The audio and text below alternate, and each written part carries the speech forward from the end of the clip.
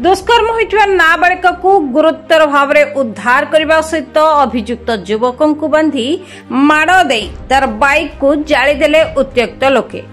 सूचना अनुसार बालेश्वर जिला सिमला थाना अंतरा ग्रामर प्रशांत सामल छात्री जनक ट्यूशन सारी घर को गोटे 30 मिनिट समय फेरुवा बेले सिमलिया थाना अंतरा केनाल बंध निकट में जंगल बुदा को नहीं करथिले दुष्कर्म।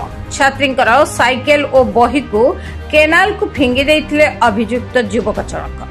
तेबे झियो फेरिबा विलंब देखि मां ट्यूशन सार को फोन कॉल करी पचारिथिले। सार 1 घंटार ऊर्ध्व हेब ट्यूशन छुट्टी करथिबार सूचना मध्य देइथिले। परे परिवार लोके बहु खोजाखोजी करबा परे नाबालिका को जाइथिबा रास्ता अंतरा केनाल बंध रास्ता रे साइकेल पड़िथिबार देखिबाकू पाइथिले। तेबे किछि दूर रे बुदा भितरे छात्रींकर बही खाता ऋणमुण होई पड़िथिबार मध्य देखिथिले। ग्रामवासी आसुथिबा खबर पाई अभियुक्त केनाल पानी भीतर को डिया मारी सेठारु चंपट मारिबाकू चेष्टा करथिला। उत्त्यक्त ग्रामवासी युवकों को काबू करी तार गाड़ी टिको पड़ी देवा सहित बांधी उत्तम मध्यम देथिले। सिमलिया थानाधिकारी श्रवण कुमार महाराणा उत्त्यक्त लोकों को बुझा सुझा करी युवकों को उद्धार करी थाना रे अटक रखी तदंत जारी रखिछि। अपर पक्षरे छात्री को चिकित्सा निमंते भद्रक मेडिकल को स्थानांतरित करा जायछि।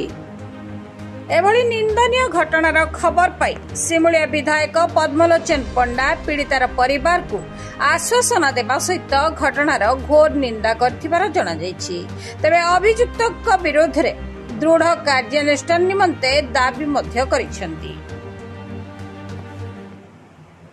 जेमिति सेठी सार को फोन करनी सार कहले हो जी हो सर स्टेशन जाउला जो सार को आ तो छुट्टी थिला से खाली जानिया पई जाइथिला जी सार को से फेरु सेमिति घटना एथर किछ पचारियार अछि। फेरु से गले मन हो जा सार को फेरु से सार को गले सार भी ताको 1:30 2टा को छाडी चंती आउ तार भी सांग जण जाइथिला भी सी तार ता घर को सी पळैला सी आसुला बाटर किना बाटर से केनाल बंधर किना ताको दुष्कर्म कर से पिला किया हबा से पिला आमो से पंचायतर। अच्छा ता कोन ता नाम सब जानने। अच्छा आगुर के शत्रुता थिला ना ना ना ना से तो सपड़ गाँव आम तो एपड़ गाँव सब दिन से स्कूल जाए ट्यूशन जाए किसी कौ दिन एमती असुविधा किसी